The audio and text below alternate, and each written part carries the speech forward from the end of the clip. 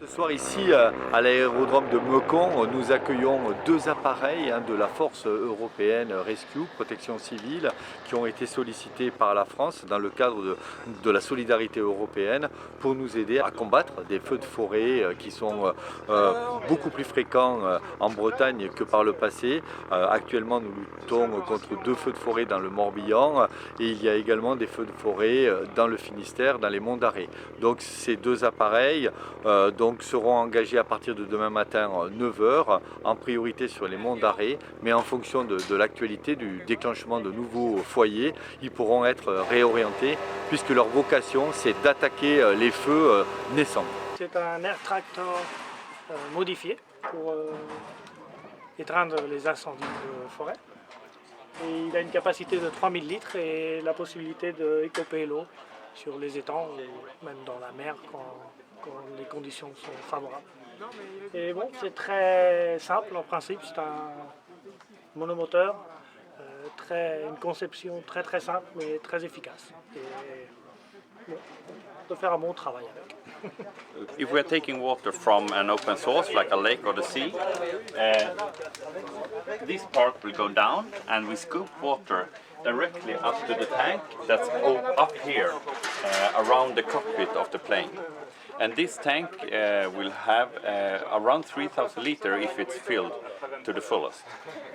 Also it's possible to fill the tanks on the ground. Then we use hoses that we fit to those coupings and fill up the tank. How long to refill? Oh, it only takes I think 13-14 seconds. Depending on how fast they go down to the surface, so it goes fast. La mobilisation des moyens aériens, c'est quelque chose d'important pour la lutte des grands feux, notamment. On l'a vu à travers les différents feux qui se sont passés dans ces derniers jours. Ça fait une expression de besoin qui a été demandée à un échelon qui est situé à Bruxelles, un échelon de commandement. Cet échelon de commandement en fait, a réorienté les demandes aux États membres en disant voilà, la France a besoin d'avions, d'X moyens. Et donc dans ce cadre-là, en fait, la Suède a mis à disposition ces deux avions bombardiers d'eau. Chacun a une capacité de 3000 litres d'eau. Ces avions effectivement rentrent dans le cadre d'un mécanisme européen. Et on le voit bien d'ailleurs sur l'empennage de queue, on voit bien le drapeau européen qui apparaît. Ces avions nous permettent, nous, sapeurs-pompiers, de lutter contre notamment tous les feux naissants. La tactique en France, c'est bien de traiter très rapidement tous les feux naissants afin d'éviter qu'ils prennent de l'ampleur.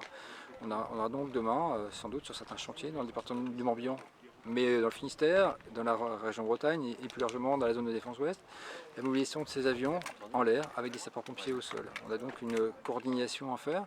On aura donc besoin d'avoir un officier de sapeurs-pompiers qui sera l'interlocuteur du leader suédois, de façon à définir quels sont les objectifs qu'on souhaite, que le commandant des opérations de secours souhaite.